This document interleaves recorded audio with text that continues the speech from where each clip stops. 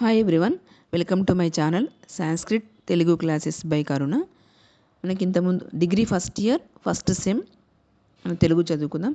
మరి ఇంతకుముందు వీడియోలో మనకు సిలబస్ చదువుకున్నాము అండ్ పేపర్ ప్యాటర్న్ చదువుకున్నాము, ప్లస్ ఫస్ట్ లెసన్ పద్య భాగంలో ఫస్ట్ లెసన్ కూడా చదువుకున్నాం. మనకు క్వశ్చన్ పేపర్లో క్వశ్చన్ నెంబర్ 8లో మనకు పద్య భాగం నుండి ఒక ఎస్సే ఇస్తారు అండ్ గద్య భాగం నుండి ఒక ఎస్సే ఇస్తారు. మనకు 2 ఎస్సేలు ఇస్తారు. ఒకటే ఎస్సే మనకు ఆన్సర్ రాయాలి.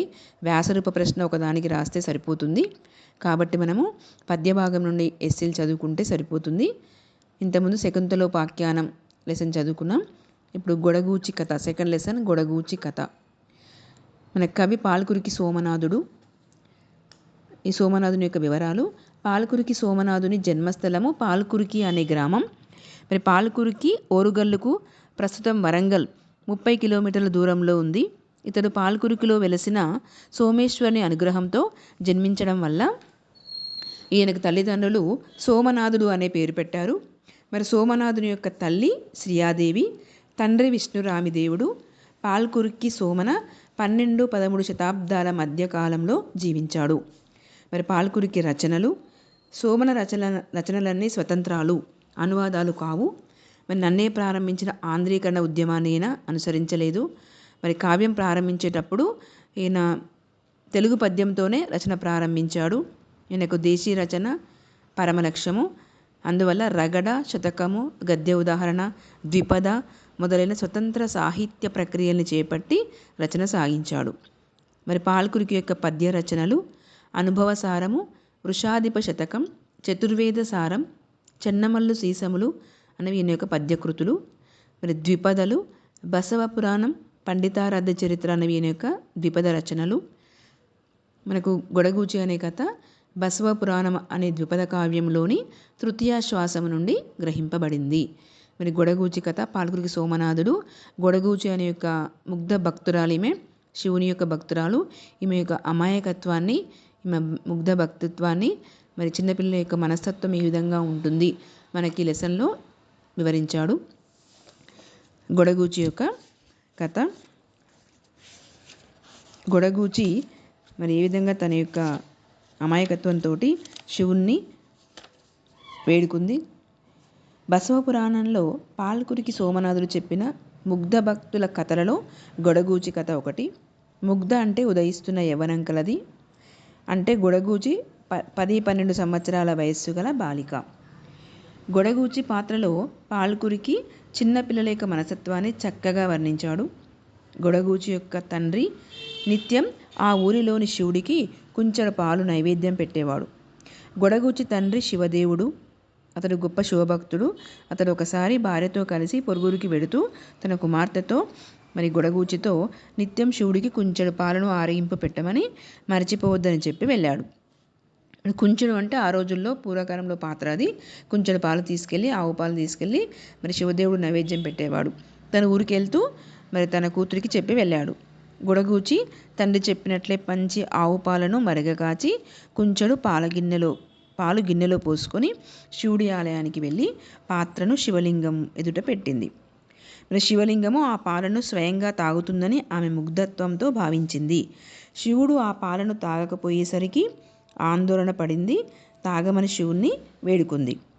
గొడగూచి ముగ్ధత్వంతో శివుడు పాలు తాగకపోవడానికి గల కారణాలను ఊహించింది. ఎందుకు తాగలేదని ముగ్ధత్వంతో శివుని వరుసగా ప్రశ్నలు వేసింది. గొడగూచి ముగ్ధ భక్తురాలు, చిన్నపిల్ల. ఆ అమ్మాయి శివుడు నిజంగా పాలు తాగుతాడని అనుకుంది. మరి మంచి గోవు పాలను మరగకాచి కుంచెడు పాత్రలో పోసుకొని శివాలయానికి వెళ్ళి ఆ పాలు శివలింగం ముందు పెట్టి తాగమని వేడుకుంది. తాను చూస్తుంటే శివుడు తాగడని భావించి తాను కొంచెం వెనుకగా వెళ్ళి నిలబడి కొంచెం సేపున్న తర్వాత వచ్చి చూసింది.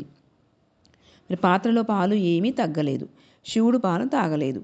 శివుడు పాలు త్రాగకపోవడానికి కారణాలు ఏమిటా అని ఊహిస్తూ గొడగూచి శివుణ్ణి ఇలా ప్రశ్నించింది. ఓ లింగమూర్తి, మరి పాలు కాచడం చాలలేదా? పాలు కమ్మని వాసన వేయటం లేదా?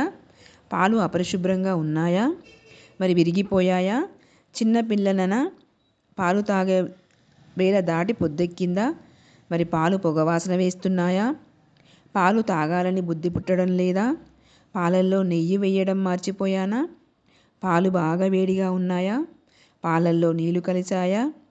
ప్రక్కన మంగళ వాయిద్యములు ఏమీ లేకుండా నేను ఒంటరిగా పాలు తెచ్చాననా? లేక ఈ పాలు నీకు సరిపోవా?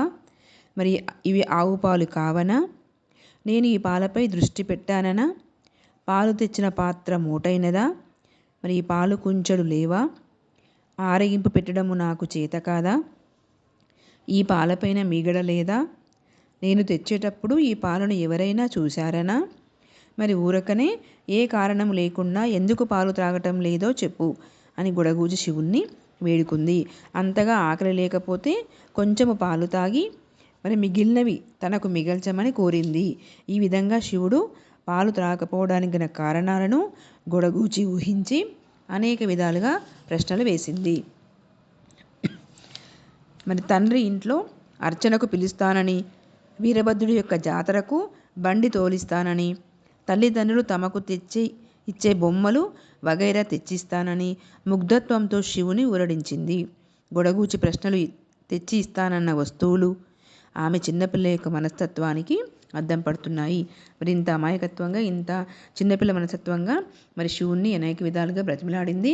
తన బొమ్మలు తెచ్చిస్తా అని, జాతరకు తీసుకొస్తా అని చెప్పేసి మరి ఈ విధంగా ఇంకా మరి తాను గుజ్జు ఓగిరము, పోలెలు, నెయ్యి, కలకండ తెచ్చిస్తానని ఈ విధంగా అన్నీ ఆశ పెట్టిందన్నట్టు.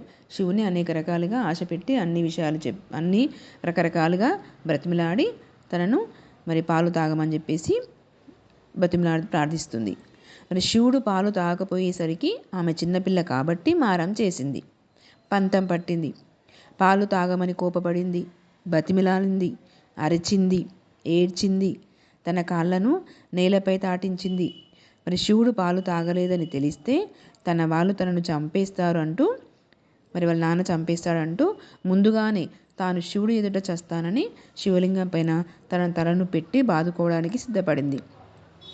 ఈ చేష్టలన్నీ ఆమె ముగ్ధత్వానికి, బాల స్వభావానికి మనకు చక్కని ఉదాహరణగా చెప్పుకోవచ్చు.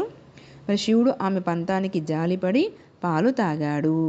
అప్పుడు గుడగూచి సంతోషింపక చిన్నపిల్ల మనస్తత్వంతో, చిన్నపిల్లలని నన్నింతగా ఏడిపిస్తావా, మా అన్నకు చెప్తా అని బెదిరించింది. ఇది పూర్తిగా ఆమె ముగ్ధత్వానికి పరాకాష్ట. మరి ఈ విధంగా శివుడు ఆమె యొక్క భక్తికి మెచ్చి, ఆమె చిన్నపిల్ల మనస్తత్వానికి మెచ్చి వచ్చి పాలు తాగి వెళ్తాడు. మరునాడు ఖాళీ గిన్నెతో వస్తున్న గుడగూచిని ఊరి నుండి వస్తున్న ఆమె తండ్రి చూచాడు. మరి ఈ విధంగా రోజు పాలు తీసుకెళ్ళి పాలు శివుని ముందు పెట్టి మరి శివుడు తాగేవాడు, తిరిగి వెనక్కి వచ్చేదన్నట్టు. ఒకరోజు ఈ విధంగా సేమ్ వాళ్ళ నాన్నగారు తిరిగి వెనక్కి వస్తున్నాడు, ఊరి నుండి వస్తున్నాడు. అప్పుడు ఏంటి ఇంకా మరి పాలు శివునికి ఆరగింపు పెట్టి ఖాళీ గిన్నెతో వస్తుంది. అది వీళ్ళ నాన్న చూస్తాడు. పాలు ఏమైనాయని అడిగాడు. శివుడు పాలు తాగాడని గుడగూచి చెప్పిన మాటలు అతను నమ్మలేదు. మరి నేను పెడితే తాగలేదు, రోజు ఇంత భక్తుడు నేను రోజు ఆరగింపు చేస్తాను, మరి నేను పెడితే తాగలేదు, నువ్వు పెడితే తాగాడా అని చెప్పేసి ఆ యొక్క గుడగూచి చెప్పిన మాటలు తండ్రి నమ్మడు. మరి గుడగూచితో పాటు మరునాడు ఆమె తండ్రి శివదేవయ్య కూడా గుడికి వచ్చాడు. నేను కూడా నీతో పాటు వస్తా అని చెప్పేసి మరునాడు తను కూడా మరి గుడగూచితో పాటు గుడికి వెళ్తాడు. ఆ రోజు శివుడు పాలు తాగలేదు. ఎందుకు వాళ్ళ నాన్న వచ్చింది కదా, మరి వాళ్ళ నాన్న ఉండు కాబట్టి ఆ రోజు శివుడు పాలు తాగడానికి తాగలేదు. దానితో కూతురే పాలు నిత్యం తాగేస్తుందని శివదేవయ్య తలిచి ఆమె పొట్ట చీలుస్తానంటూ ఆమెను పట్టుకోబోయాడు. నువ్వే పాలు తాగి అబద్ధం చెప్తున్నావా అని మరి తను కోప్పడి అబద్ధం చెప్తుందని చెప్పేసి శివదేవయ్య తన పొట్ట చీలుస్తా అని చెప్పేసి ఆమె వెంబడి పడతాడు. గుడగూచి శివుడిని శరణు వేడుతుంది. మరి శివుడా, నీవే నాకు దిక్కు, మరి నన్ను మా నాన్న చంపేస్తా అంటున్నాడు, నువ్వు తాగి నా పైన చెప్తున్నావు కదా అని చెప్పేసి మరి నన్ను కాపాడు ఇప్పుడు రకరకాలుగా శివుణ్ణి వేడుకుంటుంది. శివుడు ఆమె యొక్క ముగ్ధ భక్తికి మెచ్చి ఆమెను తనలో ఐక్యం చేసుకున్నాడు. ఈ విధంగా ఆమె యొక్క అమాయకమైన భక్తికి మెచ్చి మరి శివుడు ఆమె భక్తిని మెచ్చుకొని తనలో ఐక్యం చేసుకుంటాడు. ఈ విధంగా ఆమె యొక్క మంచి శివభక్తురాలుగా మారిపోయింది. గుడగూచి శివభక్తురాలుగా మారి శివునిలో ఐక్యమైంది. ఇలా ఆమె యొక్క అమాయకత్వానికి, ఆమె చిన్నపిల్ల మనస్తత్వానికి, ముగ్ధ భక్తికి మనకి ఈ పాఠము చక్కని ఉదాహరణగా తీసుకోవచ్చు. మనము పాల్కురికి సోమనాథుడు మరి గుడగూచి కథను మనకి ఇలా వివరించాడు. ఈ విధంగా గుడగూచి యొక్క ముగ్ధ భక్తిని మన పాల్కురికి సోమనాథుడు చక్కగా వర్ణించాడు. గుడగూచి యొక్క ముగ్ధ భక్తి చాలా అసామాన్యమైనది, మరి సామాన్యం కాకుండా మనము గొప్పగా చెప్పుకోవచ్చును. ఈ విధంగా గొడగూచి కథ వ్యాసరూప ప్రశ్న ఇది. మనం చక్కగా చదివి మీరు అర్థం చేసుకొని మనకు క్వశ్చన్ నెంబర్ 8లో ఈ ప్రశ్న వస్తే సమాధానం రాయండి. ఈజీగా 15 మార్క్స్ స్కోర్ చేయొచ్చు, మనం తెచ్చుకోవచ్చు. ఈ వీడియో మీకు నచ్చినట్లయితే లైక్ చేయండి, షేర్ చేయండి, సబ్స్క్రైబ్ చేయండి, పక్కనున్న బెల్ గంట నొక్కటండి.